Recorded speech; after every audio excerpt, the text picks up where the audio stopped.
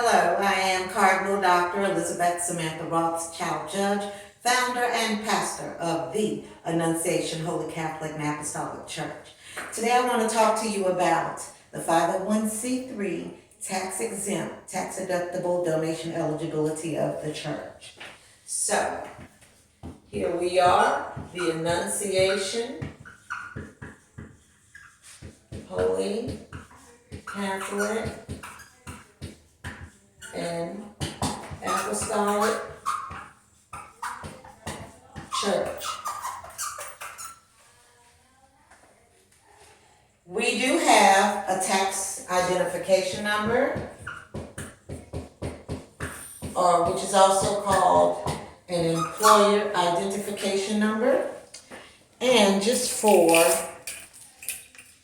public information and for all public accountancy, I'll put the number up here.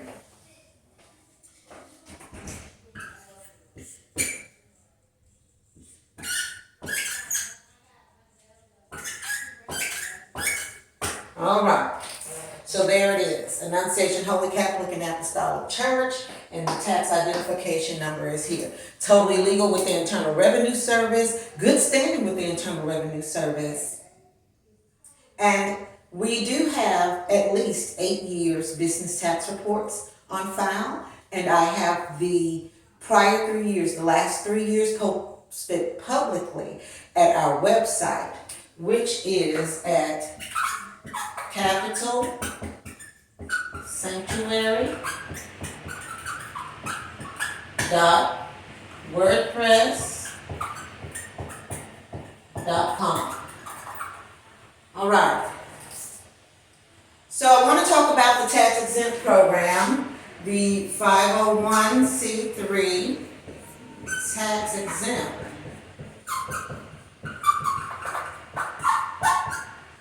Tax deductible. Donation eligibility.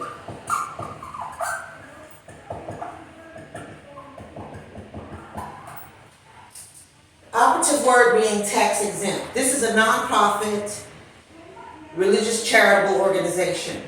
So we are totally tax exempt. We do not have to pay taxes, and we do not do things for profit. Anything for profit has to pay taxes, okay? Donations made into the church. See, we are eligible. It says tax deductible donation eligibility.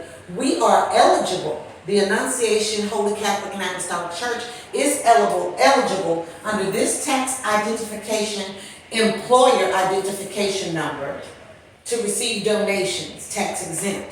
What that does for the donor. So let's take a look here.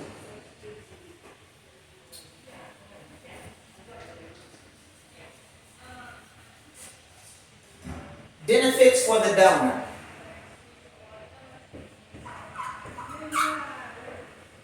Is that you get a tax write-off.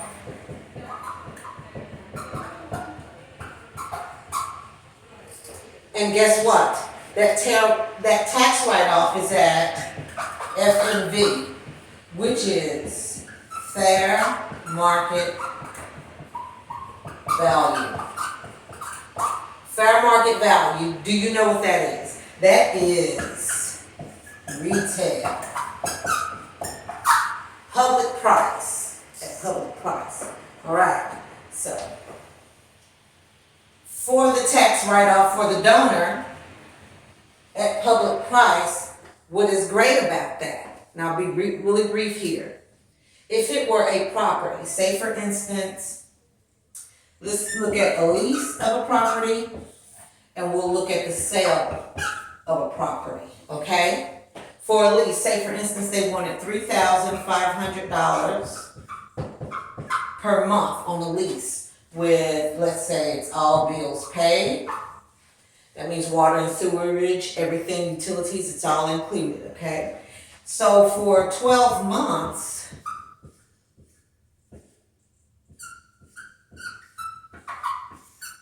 we're coming to $42,000 for an annual lease. All right? Otherwise, the property is probably only getting about $3,500 per year by writing it off as a vacant property or a vacant apartment. By donating a lease to the Annunciation Holy Catholic and Apostolic Church, they could get that full value monthly because it's being used monthly. What would happen is I would give them the paperwork that approves. I would have to approve it. And they send it in and the IRS gives them their money. The turnaround is 30 days, but most often you can get the money in 3 to 5 business days, okay? Now, the thing about this being a business-to-business deal is that the lease does not go in the name of the pastor of the church. I am the pastor of this particular church, but just for everyone to know, it goes in the name of the church. So that means the lease is a B2B. That means business to business. So the lease goes into the name of the church, Annunciation Holy Catholic and Apostolic Church, which gives the pastor rights of premise, the highest authority being the pastor. Just like in any job where people are in their workplace and they can go in and out as they please and demand people leave or come or say when anyone can be there, that lease would give the pastor rights of premise to be at that property. All liability would go to the church as far as assets or claims plus or minus liabilities. So that means this would be an asset to the church, and if there were any liabilities, then that would be upon the church as such. The same thing with the sale of a property. If they wanted $300,000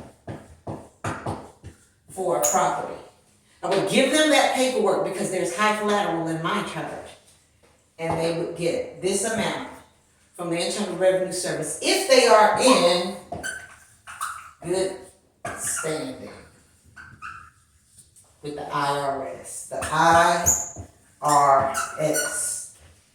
All right. And as much the same thing works for any donation into the church. Anything. No one can say what you can and cannot have as a donation into your nonprofit except the IRS. And you can receive whatever you want. You have to report it to the IRS. And if it was an eligible donation, then you are good. If it was not an eligible donation, that is between that business and the IRS. No one can stand by and say, well, you can't ask me for this because I don't feel it's an eligible donation. If I can use it and I can explain to the IRS how I use it to be approved by them, then it's not the donor's business. Either they can donate or they can't donate. And you would not believe how some people owe millions, hundreds of thousands of dollars, and back taxes. And no matter what they donate, so if they're owing $500,000 in back taxes, and the donation is only worth $200,000, that tax credit wouldn't have done them any good because they're still in the negative $300,000 to say, oh, the IRS. So that's why some people do not donate. Now, real quick here in this last minute, the same thing works for an automobile. The general managers that have the vehicles, the owners that have the vehicles on the property, they may have paid $15,000 for a fully loaded SUV or van, and they're writing it off for about $10,000 a year. But if they go ahead and donate it to me, guess what they will get from the IRS in tax credit? The full amount of the whole $65,000 fair market retail value. And that is how it works. Thought I'd take it slow. If you all have any questions, please feel free to contact me. I am Dr. Elizabeth Samantha Rothschild Judge. You all be blessed.